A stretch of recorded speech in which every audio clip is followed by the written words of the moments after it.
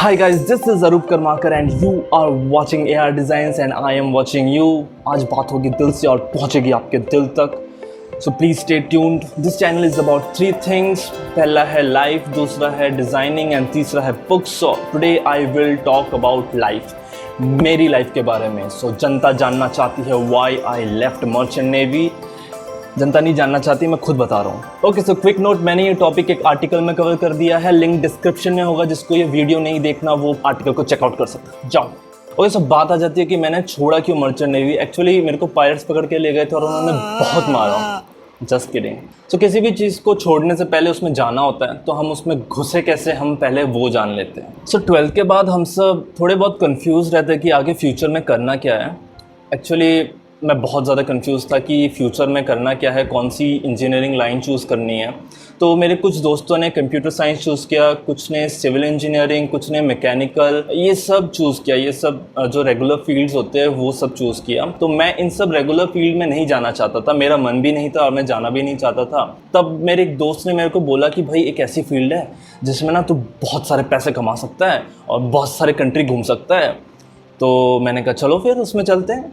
तो उसके लिए एक एग्ज़ाम होता है, उसको बोला जाता है IMUCET, Indian maritime university common entrance test. उसके लिए एलिजिबिलिटी क्राइटेरिया होती है 60% in PCM and 50% in English in 12. तो अगर आपके इतने परसेंटेज है तो आप एग्ज़ाम के लिए एलिजिबल है. एग्ज़ाम का जो पैटर्न होता है, जो सिलेबस होता है, काफ़ी सिंपल होता है. 10th 11th के बेसिस पे वो सिलेबस सेट किया जाता है. तो आप एग्ज़ाम तो काफ़ी इजी होता है, इजी से थोड़ा सा डिफ़िकल्टी लेवल जो है मीडियम रहता है. बट जो हार्ड पार्ट रहता है वो होता है उसकी रैंकिंग क्रैक करना, क्योंकि 1000 के अंडर आपको आना होता है अगर आपको IMU के कैंपसेस चाहिए, जो कि सेंट्रल गवर्नमेंट यूनिवर्सिटीज़ होती है, जो कि डायरेक्ट उनके अंडर होती है और उनमें फीस वगैरह कम होती है. अगर आपको उसके एफिलिएटेड कॉलेजेस चाहिए तो आपको बाद की रैंकिंग लाने से भी होगा. तो हमने एग्ज़ाम दिया, हमारा अराउंड 2000 से 3000 तक कुछ रैंक आया. तो हमको उसका एक IMU का एफिलिएटेड कॉलेज है जो कि पुणे में है, जिसका नाम है Maharashtra academy of naval education and training.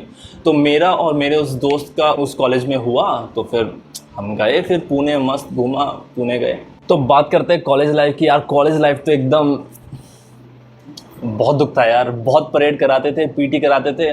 सुबह अराउंड 5:45 को उठना पड़ता था. देन 15 मिनट तक फ्रेश होके देन आपको ग्राउंड जाना होता था. देन PT करनी होती थी. देन उसके बाद वापस आके ब्रेकफास्ट करके कॉलेज जाओ. फिर कॉलेज से आके 4-5 बजे आके फिर आपको परेड जाना होता था. देन वापस आके देन फिर थोड़ा बहुत असाइनमेंट करो, पढ़ना है पढ़ो, मूवी देखना है देखो. उसके बाद फिर दोबारा आपको डिनर करना होता था 8-9 बजे तक. देन उसके बाद फिर मस्टर लगती थी जिसमें अटेंडेंस और हेड काउंट किए जाते थे आपके. देन उसके बाद जाके बिस्तर में सो जाइए या जो करना है करिए आप. बड़ा अच्छी बात ये हो गई कि कॉलेज में बहुत सारी अच्छी चीज़ें सीख गए, जैसे डिसिप्लिन. PT परेड कराते थे तो डिसिप्लिन तो वैसे ही आ गई थी, बहुत ज़्यादा डिसिप्लिन हो गए थे. उसके बाद पेशेंस सीख गए. जहाँ भी जाओ लाइन में खड़े रहो, बस सारे दिन लाइन में खड़े रहो. छोटे से काम के लिए, साइन के लिए, लाइब्रेरी के बुक्स के लिए, फिर खाने के लिए, सबके लिए लाइन में खड़े रहो. फिर परसिवियरेंस सीख गए कि भाई मेहनत करते जाओ, पहले असाइनमेंट करो, फिर फिज़िकल एक्टिविटीज़ करो, फिर प्रैक्टिकल दो, फिर एग्ज़ाम दो. मतलब ये चलता ही रहता, सर्कल जो है चलता ही रहता. तो परसिवियरेंस भी सीख गए. ओके, बट वहाँ पे जो सबसे अच्छी चीज़ हमने सीखी, रादर जो मैंने सीखी, वो है कि कैसे चीज़ों को लाइटली लिया जाए. क्योंकि वहाँ पे एक ऐसा सिचुएशन रहता है कि पेरेंट्स से दूर रहते हैं, ना ही मन का खाना मिलता है. बोला जाता है कि इस टाइम पे उठो, इस टाइम पे सो जाओ.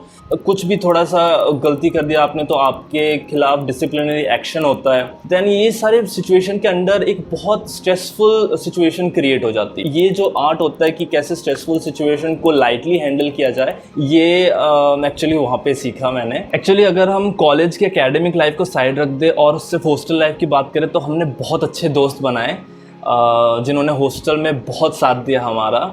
एक्चुअली मैं और वो मेरा दोस्त है, वो फर्स्ट सेम में ही एक्चुअली कॉलेज छोड़ने वाला थे क्योंकि हमको पसंद नहीं आ रहा था इतना सब स्ट्रेसफुल सिचुएशन ना. बट जो हमारे जो साइड के रूममेट्स थे, जैसे मानव, क्षितिज, कृतज्ञ, आलोक, इन सब ने आके हमको समझाया कि भाई ऐसा ऐसा मत करो, मत छोड़ो. तो वो दोस्त आज भी हमारे साथ है ग्रुप चैट में ऑब्वियसली. ओके, तो बात करते हैं अभी प्लेसमेंट की, जो कि एक अलग ही लेवल का ग्राइंड था अपने ही आप में. एक्चुअली हमारे टाइम में जब हमारा एडमिशन हुआ तब तक उन कंपनीज़ का आना कम हो गया, क्योंकि हमको पता चला कि सीनियर्स ने कुछ कांड किया हुआ जिसकी वजह से हमारे कॉलेज का नाम जो है ख़राब हो गया था। बेसिकली पता नहीं सीनियर्स ने किया था या कॉलेज के पास ही कोई प्लेसमेंट देने का मतलब कंपनीज़ नहीं आ रही थी, अब वो पता नहीं हमें। बट इतना पता है कि हमारे टाइम में कंपनीज़ बहुत कम आ रही थी, तो जैसे मोल टैंकर्स ये सब आ रही थी। अब मोल्टा में मेरा हुआ नहीं, क्योंकि मोल्टा का एक क्राइटेरिया होता है जिसमें आपका एक भी केटी नहीं होना चाहिए, आपका एक भी सप्लीमेंट नहीं होना चाहिए। तो मेरा एक था, मैं थर्मोडायनेमिक्स में फ़ेल हुआ था। मैं एक्चुअली स्कूलिंग में तो स्कूल में बहुत अच्छा था मैं पढ़ाई में, बट जब कॉलेज में गया तो मीडियम लेवल का हो गया मैं, क्योंकि इंटरेस्ट नहीं था। तो मैंने सोचा यार ऐसे ही थोड़ा लाइटली लेते सिचुएशन को, और फिर उतना सीरियसली लिया नहीं मैं। बट जब मेरा केटी लगा तब मेरे को शौक लगा कि भाई ऐसा कैसे हो सकता है कि मेरे साथ, मैं यार कभी मैंने किसी ज़माने में पूरा 100 में से 99 स्कोर किया था। अभी भी मेरे स्कूल के दोस्तों को याद होगा, सौरभ, अर्पण, इन सबको पता होगा। बट अभी ऐसा सिचुएशन था कि मैं एक सब्जेक्ट में फ़ेल हो गया था, तो मैं थोड़ा सा थोड़ा सा डिप्रेस हो गया कि भाई फ़ेल कैसे हो गया। फिर मैंने मेहनत चालू करी, बहुत मेहनत किया, और मेरे बहुत सारे कॉलेज के दोस्तों ने भी काफ़ी सारी मेहनत की, बहुत मेहनत की उन लोगों ने। और एक कंपनी है जो कि all over India exam conduct करती है, जिसका नाम है सिनर्जी मैरीटाइम प्राइवेट लिमिटेड। उसका 1200 रुपये का फॉर्म आता है, आई गेस 800 या 1200 का, तो आप वो भर सकते हैं। हम लोगों ने वो फॉर्म भरा, और हमारे कॉलेज में से बहुत बच्चों का हो गया उसमें। करीब 50-60 लोगों का सिनर्जी मैरीटाइम प्राइवेट लिमिटेड में प्लेसमेंट हो गया। उनमें से मेरा भी हुआ, और मेरी रैंक जो ऑल ओवर इंडिया थी वो थी सेकंड, थोड़ा सा फ्लेक्स के लिए। और मेरा एक दोस्त था जिसका नाम है अनिकेत रोहंकर, उसका रैंक था फर्स्ट। तो मैं तो बहुत खुश था कि भाई मेहनत पे ऑफ कर दी है, अब चलो चलते हैं शिपिंग में। ओके, सो क्विक नोट, अगर आपको जानना है कि सिनर्जी के लिए कैसे तैयारी करें, कैसे पढ़े, सिनर्जी के बारे में कहाँ से पढ़े, क्या मटेरियल यूज़ करें, तो आप कमेंट में लिख सकते हैं। मैं एक वीडियो लेकर आ जाऊँगा, ये आपको पर्सनली बता दूँगा। बात करते हैं जब मैं ग्रेजुएट हो गया, जब कॉलेज से पास आउट हुआ, और उसके बाद जब मैं एक्चुअल जॉब में गया, जब एक्चुअली शिप में मैं सेल किया, तब मुझे कैसा लगा। सो अभी आपने सुना होगा कि बहुत सारे लोग बोलते हैं, जेनजीज बोलते हैं, मिलेनियल्स बोलते हैं, हमारे जो गुरु है वो सब बोलते हैं कि काम ऐसा करो जिसमें मज़ा आए। और सही बोलते हैं, एक्चुअली काम ऐसा ही करना चाहिए जिसमें मज़ा आए। तो मेरा जॉइनिंग हुआ था जापान से। काफ़ी सुंदर था सिटी, तो काफ़ी सुंदर था जहाँ से हमारी जॉइनिंग हुई थी। और हमारा जो शिप था वो भी बहुत सुंदर था, उसका नाम था BW किज़ुकु, एक यार्ड डिलीवर्ड वेसल था वो। गैस टैंकर था, LPG कैरी करता था वो, और बहुत ही सुंदर शिप था दिखने में। तो मज़ा आ गया था शिप को बाहर से देख के, एटलीस्ट वहाँ तक मज़ा आया था। उसके बाद काम का एक्सपीरियंस आपको बता रहा हूँ। यार काम का एक्सपीरियंस अगर एज अ फ्रेंडली वे में बताऊं तो वर्क लाइफ बैलेंस नहीं था वहाँ पे। ऐसा नहीं होता कि पूरा टाइम काम काम काम करना होता है, बट स्टिल वहाँ पे ऐसा भी नहीं होता कि आपको सोशल या लाइक सोशलाइज करने का बहुत ज़्यादा टाइम मिलता है, या फिर आपका वर्क लाइफ बैलेंस परफेक्ट रहता है। फॉर एग्ज़ाम्पल हमारी वीकेंड्स में पार्टी ज़रूर होती थी, बट मैं सिर्फ पार्टी ही इंजॉय करता था। या जब हम बास्केटबॉल खेलते थे तब वो सब चीज़ें मैं एंजॉय करता था, वो सब फन पार्ट था। बट एक्चुअली काम ऐसा होना चाहिए जिस काम करके आपको मज़ा आए। तो मेरे को काम करके मज़ा नहीं आता, तब मैं इंटरेस्टेड ही नहीं था काम में। अगर कुछ हो जाता था, कोई दिक्कत हो जाती थी इंजन रूम में, तो I was very casual about it. मेरे सीनियर सर को सब पता है इसके बारे में, मेरे कैजुअलनेस के बारे में। मुझे इंटरेस्ट भी नहीं था सीखने में। मैं एक्चुअली एज सेड मैं पढ़ाई में तो अच्छा था, बट उस काम में मेरे को इंटरेस्ट नहीं आता था। मैं सर को बोलता था सर ऐसा ऐसा है, मैं पढ़ाई में अच्छा हूँ, ये है वो है। बोलता था अबे तेरे को कुछ आता नहीं है, तेरे को इंटरेस्ट नहीं है, तू आया क्यों है यहाँ पे। तो गया तो था मैं वैसे पैसे कमाने था। उन्होंने बोला तू जाके पढ़ाई कर, तू जाके सीख चीज़ें, खुद से जाके ट्राई कर। मेरा भाई इंटरेस्ट ही नहीं रहता सीखने में वो। और एक दूसरी बात आ जाती है कि सिचुएशन बहुत हैज़ार्डियस रहता है शिप में, क्योंकि वहाँ पे आपको काफ़ी सारे स्टेयर्स चढ़ने पड़ते हैं। आपको स्टीम्स की जो पाइप्स होती है काफ़ी हॉट रहती है, वहाँ पे रिलीफ वाल्व होते हैं, देन हैज़ार्डियस केमिकल्स होते हैं जो आपको अपने हाथ से डालने होते हैं। आपको काफ़ी सारे वॉल्व्स को ऑपरेट करना होता है, बहुत सारी चीज़ें दिमाग में रख के आपको चीज़ों के साथ डील करना होता है, आपको एक पूरा सिस्टम ऑपरेट करना होता है। तो इस कैजुअलनेस अप्रोच से जो कि मेरा था, उससे मैं आगे नहीं बढ़ना चाहता था, क्योंकि मैं ना ही अपना हार्म करवाना चाहता था, ना ही कंपनी का, ना ही कि शिप का। तो मैं इस अप्रोच से नहीं आगे बढ़ना चाहता था। तो मैंने सोचा कि थोड़ा वेट करते, थोड़ा अपने आप को थोड़ा एक बैक फुट में लाते हैं और बाहर के पर्सपेक्टिव से इस चीज़ को देखें। एक्चुअली मेरे को बहुत सारे लोग ये बोलते हैं कि इसमें बहुत ज़्यादा सैलरी है। मैं मानता हूँ बहुत ज़्यादा सैलरी है इस फील्ड में, बट आपको ये कंसिडर भी करना होता है कि इसमें रिस्क फैक्टर भी बहुत है। वर्क लाइफ बैलेंस तो है ही नहीं, आपको डेली हज़ार्डियस केमिकल्स के साथ डील करना होता है और बहुत सारी ऐसी चीज़ें करनी होती हैं। हाँ, ये मानता हूँ कि रैंक के साथ आपको ये सब काम, आपका ये सब काम कम हो जाता है, बट स्टिल इस जॉब में वो मज़ा नहीं है जो कि मैं चाहता हूँ। उतना एडवेंचरस भी नहीं है भाई, नीचे रहो, पूरा dull environment, dull and dark environment, कुछ डोपामिन वोपामिन लेने के लिए बियर के अलावा कुछ नहीं है, और जूनियर्स को बियर वगैरह अलाउड नहीं होता। तो ये सब फैक्टर्स तो रहते हैं। और सही बताऊँ तो मेरा थोड़ा क्रिएटिव जॉब में थोड़ा मन है। क्रिएटिव जॉब में पहले से ही मेरा मन था, फिर चाहे वो कोई आर्ट की फील्ड हो, कोई म्यूज़िक की फील्ड हो, मेरे को खुद से कुछ बनाना था, ना कि किसी पार्ट को ओवरऑल करना था, किसी नट बोल्ट को खोल के उसको दोबारा असेंबल करना था, ये, या किसी चीज़ को ऑयल करना था, या किसी वॉल्व को खोलना था। ये मेरा बचपन से सपना नहीं था। ये पता नहीं किसका सपना होता है कि वो नट बोल्ट खोलेगा एक दिन जाके स्पैनर से, या ऑयलिंग करेगा किसी मशीन को, या जाके वॉल्व लाइनअप करेगा तेल भरने के लिए किसी गाड़ी में। ये पता नहीं किसका सपना होता है। मेरा सपना तो एटलीस्ट ये नहीं था बचपन से। मेरा था कि भाई कुछ मतलब क्रिएटिव करना, कुछ अपने हाथों से कुछ बनाना है, चाहे वो बहुत छोटी सी चीज़ हो, बट स्टिल बनाना है, मुझको बनाना है। मैंने वो चीज़ घर पे बोली कि मुझे ये फील्ड पसंद नहीं आ रही, तो मुझे कुछ और करना है। तो घर वाले भी मेरे तब थोड़े सपोर्टिव थे, और अभी भी है एक्चुअली। और तब उन्होंने बोला कि ठीक है, मैं भी छोटा बेटा हूँ, तो वो भी नहीं चाहते थे कि मैं घर से बाहर रहूँ, क्योंकि मेरा भैया भी घर से बाहर रहता था। तो उन्होंने मेरे को फिर बोल दिया कि तू आजा, चिंता मत कर, अपना कॉन्ट्रैक्ट कंप्लीट कर ले फिर आजा।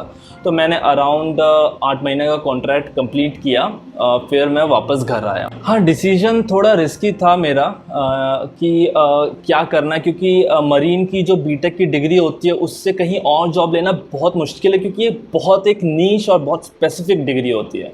बट स्टिल अगर आप कुछ करना चाहते हो तो जब आपके पास एनर्जी है, जब एज है, बेटर है आप उस टाइम पे करियर चेंज कर सकते हैं। आप थोड़ा रिस्क लेके एक दूसरी चीज़ ट्राई कर सकते हैं। हाँ, आपके पास डिग्री रहेगी, आप दोबारा कंपनी में जा सकते हैं, आपको ले लेंगे, ये बात तो रहती है। बट स्टिल आप ये कर सकते हैं कि आप जब तक आपकी एज है और एनर्जी है, आप थोड़ा रिस्क ले लीजिए। और अगर आपको कोई फील्ड पसंद नहीं आ रही, मैं मर्चेंट नेवी की बात नहीं कर रहा, कोई और भी फील्ड हो सकती है जो पसंद नहीं आ रही, आप एक बार रिस्क लेके दूसरी फील्ड ट्राई कीजिए अगर आपके पास एज है तो मैंने भी वो रिस्क लिया, मैंने भी वो लीप ऑफ फेथ लिया, और कुछ दिन तक प्रिपरेशन ली मैंने आईटी सेक्टर में। तो मैंने टीसीएस का एग्ज़ाम दिया था। टीसीएस का जो एनक्यूटी नेशनल क्वालिफायर टेस्ट होता है, वो एग्ज़ाम दिया था मैंने, मेरा उसमें हो गया था एज अ डेवलपर। तो मैंने टीसीएस में 1 साल काम किया। उसके बाद फ़िलहाल मैं एक स्टार्टअप के लिए काम कर रहा हूँ as a UX UI designer, जिसमें हम ऐप और वेब पेज डेवलप करते हैं, डिज़ाइन करते हैं। तो ये एक बहुत अच्छी फीलिंग है जब आप अपने हाथों से कुछ बनाते हो, जो मतलब जो दूसरे लोग यूज़ कर सकते हैं। तो ये एक बहुत अच्छी फीलिंग होती है। तो मुझे लगता है कि मैंने वो रिस्क लेके बहुत अच्छा किया। जाने से पहले मैं आपको बता दूं, मैं शिपिंग इंडस्ट्री ने मेरा बहुत ख्याल रखा है और मुझे बहुत कुछ सिखाया है। मैं थैंक यू बोलना चाहता हूँ हेमंत कुमार, जो कि मेरे सेकंड इंजीनियर थे, चीफ इंजीनियर अमरवीर सिंह। उन्होंने मेरा काफ़ी ख्याल रखा। उन लोगों ने मेरे को समझने की कोशिश की, और वो लोग मेरे पे फ्रस्ट्रेटेड तो ज़रूर थे ऑब्वियसली, क्योंकि मेरे कैजुअल अप्रोच की वजह से, बट स्टिल उनके साथ बॉन्डिंग काफ़ी अच्छी थी। वो लोग मुझे हर जगह इंक्लूड करना चाहते थे काम के अलावा। And I also want to thank my 4th engineer. बहुत अच्छे थे, बहुत हार्ड वर्किंग इंसान थे। उनसे मैं एक लेसन जो लेना चाहूँगा वो है हार्ड वर्किंग एंड हम्बलनेस, जो उनमें भर भर के भरा था। एक काफ़ी अच्छी बात हो गई मेरी यंग एज में कि मैंने काफ़ी सारी जगहें घूम ली, जैसे जापान घूम लिया, दैन टेक्सास, ह्यूस्टन वगैरह, दैन वहाँ के स्ट्रिप क्लब्स घूम लिए, वो भी काफ़ी अच्छे थे। और काफ़ी सारे देश के क्विजीन्स खा लिए। और क्या चाहिए यार ज़िंदगी में, इतना सब हो गया। नासा भी घूम लिया, और क्या चाहिए। बट जो मोस्ट इम्पॉर्टेंट चीज़ चाहिए वो चाहिए पीस। अगर आप फ़िलहाल अपने जॉब से ना खुश है तो आप ट्रांजिशन कर सकते हैं। आप एक काम कर सकते हैं, अपने जॉब के साथ साइड बाय साइड कोई एक नया स्किल सीख सकते हैं, किसी और एग्ज़ाम, गवर्नमेंट एग्ज़ाम के लिए प्रिपेयर कर सकते हैं, और ठीक टाइम आने पे आप वो लीप ऑफ फेथ लेके, आप थोड़ा सा रिस्क लेके आप ट्रांजिशन कर सकते हैं। आप एक ऐसी जॉब में जा सकते हैं जिसमें आपको वर्क लाइफ बैलेंस हो, आप खुश भी रह सके, पैसे भी आए और सिक्योरिटी भी हो। सो देखो, अपॉर्चुनिटीज़ बहुत है, बात है वो रिस्क लेने की, वो लीप ऑफ फेथ लेने की, जो आएगा आपके कॉन्फिडेंस से, जो आएगा आपके अंदर से। अगर आप में वो कॉन्फिडेंस है कि आप एक बार कहीं पर मेहनत कर चुके तो आप हर कहीं मेहनत कर लेंगे, ये बात आप मान लीजिए। बस मेहनत कीजिए और लक आपके फेवर में ज़रूर होगा। Guys, that is it from my side. If you like this video, please give it a thumbs up, share it, subscribe my channel, comment something down, something you like, something you want to tell about yourself, and yes, do subscribe my channel if you want to know more stuff like design, life and books. Till then, bye.